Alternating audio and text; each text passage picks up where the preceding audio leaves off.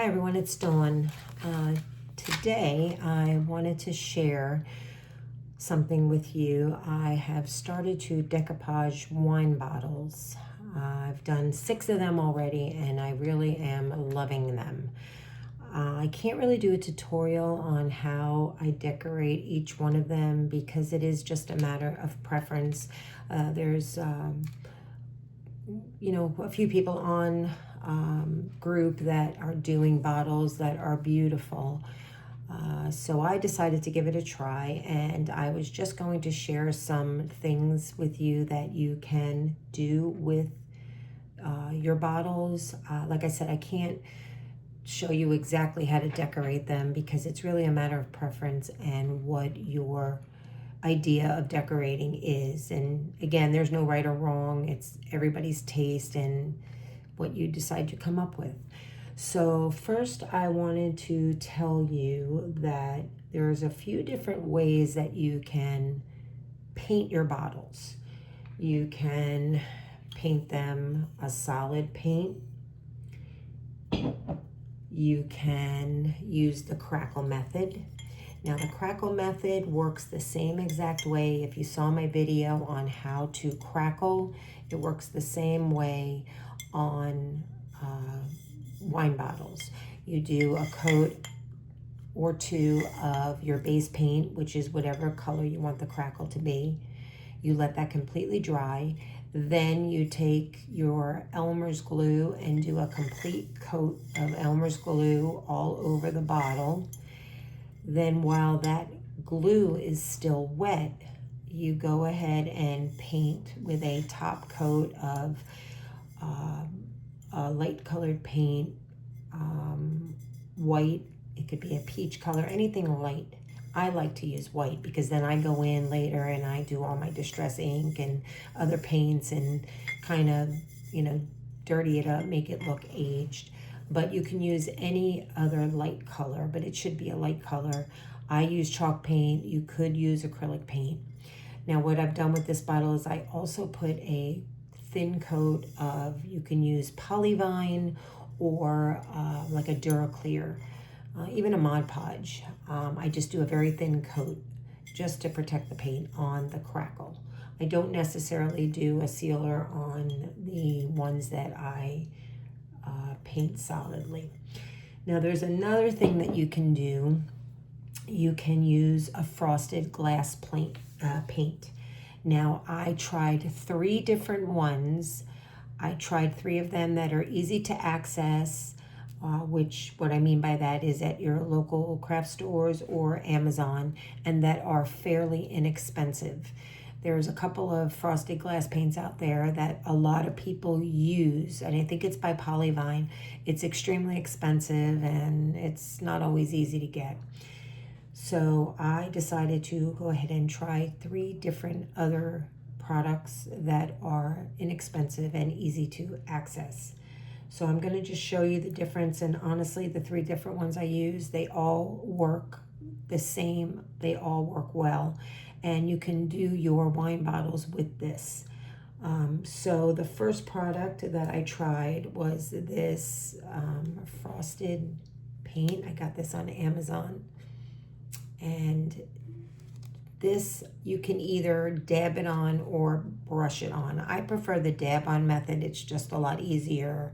I was afraid of brush strokes, but I tried it both ways and actually the result is exactly the same. So for me, the dabbing is a lot easier. I take a sponge and just dab it on. So this is the first one that I tried, and this is the result that I got. As you can see, it's a very clear, smooth surface. This was 2 coats, and if you're going to do your wine bottles with this or any kind of glass, you can decoupage anything glass, I would do 2 coats. So this is this product and this is the outcome, and this is 2 coats. It's very smooth, and I dabbed this on. Then the next product I used was this Folk Art Murano Frost glass paint. Again, I dabbed this on with a sponge, and this is the outcome. Now, this particular paint gave it a more of a textured, I don't know if you can tell the difference. It gave it more of a textured outcome rather than smooth. I think you can tell the difference there. So it depends on, you know, what you like. I honestly don't mind this texture. I think the texture is pretty cool. And that's by dabbing it on. And if you brush it on, same thing. So that's the Folk Art Murano glass paint. Then I also use the Rust-Oleum frosted glass. And again, the outcome was just as good, and it's a very smooth outcome, no texture. This is also 2 coats, so this works well also. The only thing with the spray paint is that if you've ever used spray paint, you know that you can't spray right on top of it. You get those drippy marks. Also, sometimes when you're spraying, you get like blops of paint that come out.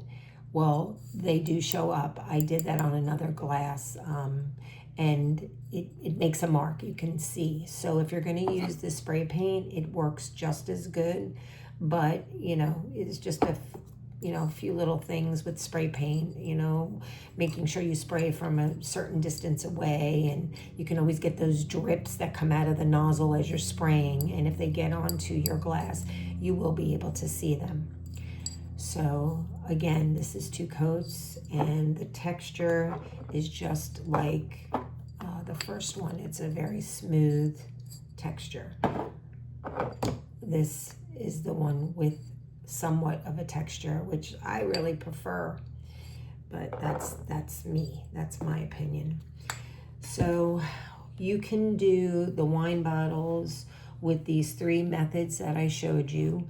Now, if you use the frosted glass paint and you decoupage it, you're either going to have to somehow frame out the edges of the image with a claying mold, which is another thing you can get into, or you can wrap a ribbon or some kind of trim around it to frame it out to hide those edges, or you can just leave it the way that it is. It's just very hard to blend in the edges when you're using just a frosted glass.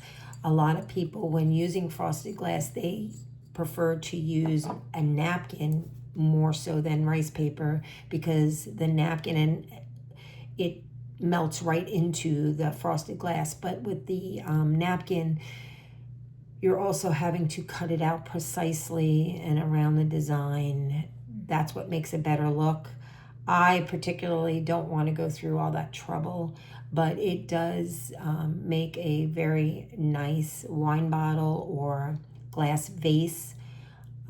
So, you know, you can do it that way, but just know that you will have to trim out the napkin design meticulously and specifically.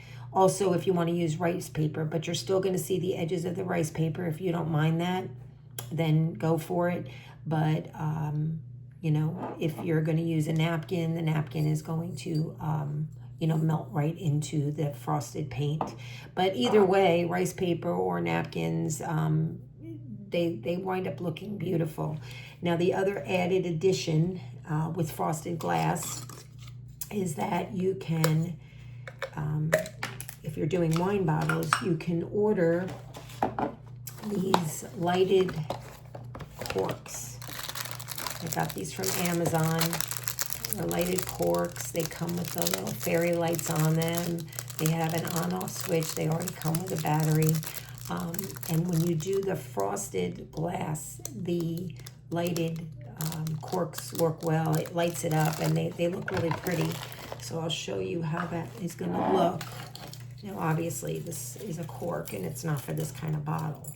But you would take the lights and put it, you just shove it down into the bottle any way that you want. Now, I'm not going to shove the whole strand in there, but, and then you would put your cork in, and then when it's lit, you can see, let me show my light here. When it's lit, you can see all the lights through the frosted glass.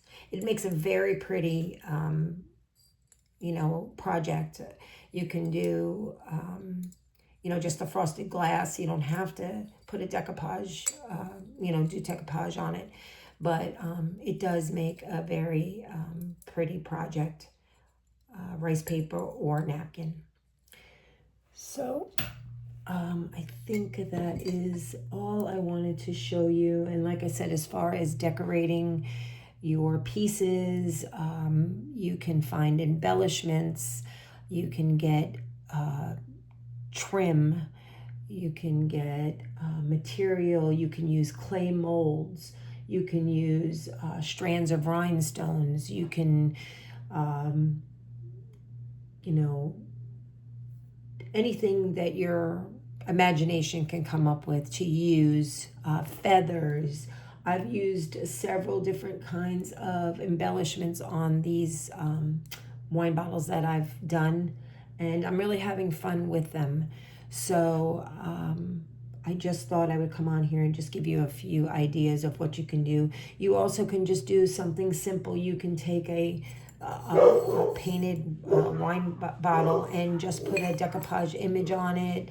Maybe put a little, you know, ribbon around here, tie a little ribbon around it, and be done with it. It doesn't have to be all, you know, all fancied up.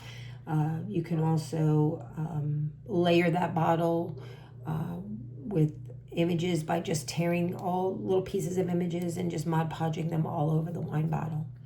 So yeah, that's it. So I thought that that would just give you a little idea of something that you can maybe further your decoupaging skills. Rather than doing shells or cutting boards, you can move on to wine bottles, as I have, and now I can't stop making them.